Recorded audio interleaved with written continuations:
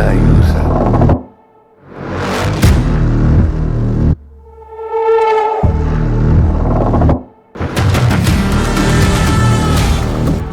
ना बचेगा युद्धपोत, ना बचेगा बम वर्षक। ईरान का सबसे बड़ा हमला।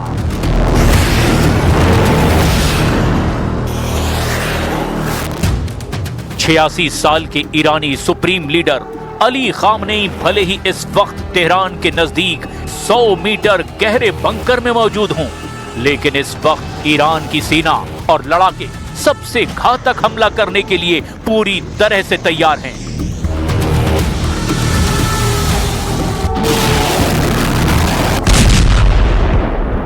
ईरान इस वक्त जंग जीतने के लिए नहीं, बल्कि अपने दुश्मनों को मारने की तैयारी में जुटा है। ईरान के तेवर और तैयारियां इस वक्त चरम पर पहुंच चुकी हैं।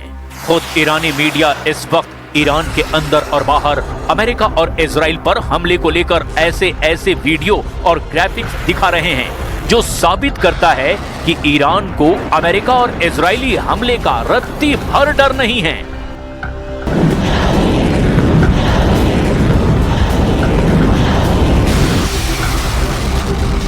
ईरान अपने वीडियो और जंगी तैयारियों के वीडियो के जरिए यह दिखा रहा है कि ईरान अमेरिका और इजरायली हमले का जबरदस्त जवाब देने के लिए अब पूरी तरह से तैयार है।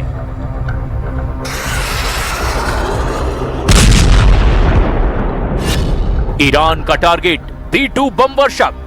यूएसएस अब्राहम लिंकन के उड़ाएंगे चीथड़े।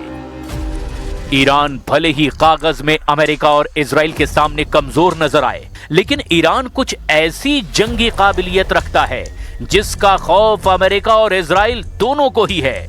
ईरान के पास बेतहाशा बैलिस्टिक और हाइपरसोनिक मिसाइलें हैं। ईरान के पास लंबी दूरी के आसमानी और समुद्री ड्रोन हैं जो अमेरिकी सेना का काल बन सकते हैं।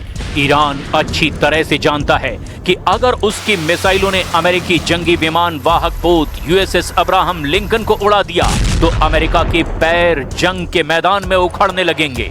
ईरान ये भी जानता है कि अगर उसकी मिसाइलों ने अमेरिका के लंबी दूरी के बम वर्षक B-2 को हवा में तबाह कर दिया तो अमेरिका की अरब सागर में सारी अकड़ और धौंस की हवा ही निकल जाएगी। जरा ईरान के इन AI वीडियो और ग्राफिक कंटेंट को देखिए, जिसमें दिखाया गया कि कैसे ईरान की मिसाइलें अमेरिका के बम वर्षक B-2 के हवा में ही चीथड़े उड़ा रहे हैं। इन ईरानी वीडियो में यह भी दिखाया गया है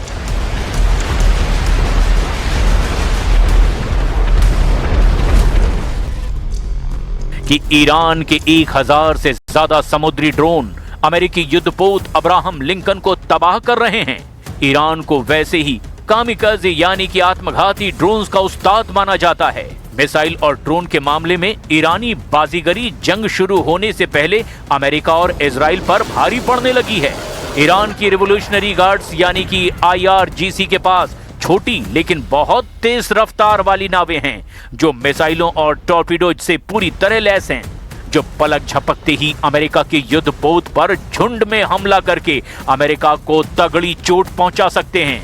ईरान एक साथ सैकड़ों शाहिद 136 और नए मुहाजिर 10 ड्रोन लॉन्च कर सकता है।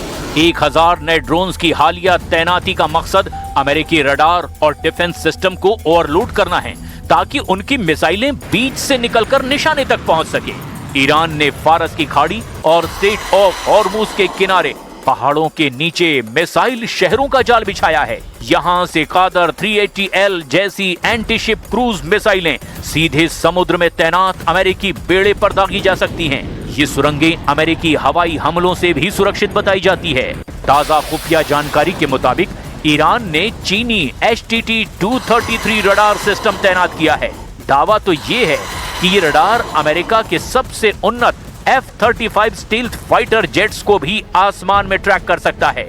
विशेषज्ञों का मानना है कि ईरान का मकसद अमेरिका को हराना नहीं, बल्कि उसे इतना नुकसान पहुंचाना है कि युद्ध की कीमत अमेरिका के लिए असहनीय हो जाए। ईरानी सेना के प्रवक्ता मोहम्मद अकरमीनिया ने अमेरिका को धमकी देते हुए कहा कि अगर ट्रंप सोचते हैं कि वे झटपट कार्रवाई करके 2 घंटे बाद ट्वीट कर सकते हैं कि ये खत्म हो गया, तो ऐसा बिल्कुल नहीं है। निसंदेह युद्ध में पूरा क्षेत्र शामिल होगा, इजरायली शासन से लेकर के उन देशों तक जहां अमेरिका के सैन्य अड्डे हैं, वहां पर हम हमला करेंगे।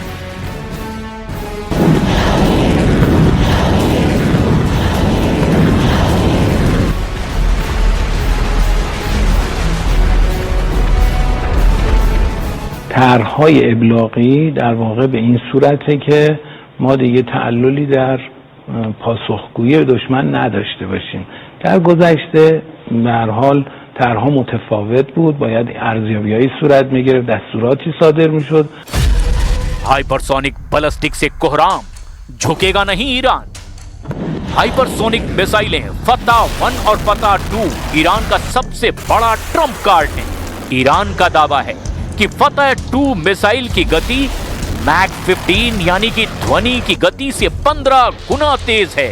इसकी गति और हवा में रास्ता बदलने की क्षमता की वजह से ही अमेरिका का आधुनिक एजिस डिफेंस सिस्टम भी इसे इंटरसेप्ट करने में संघर्ष कर सकता है।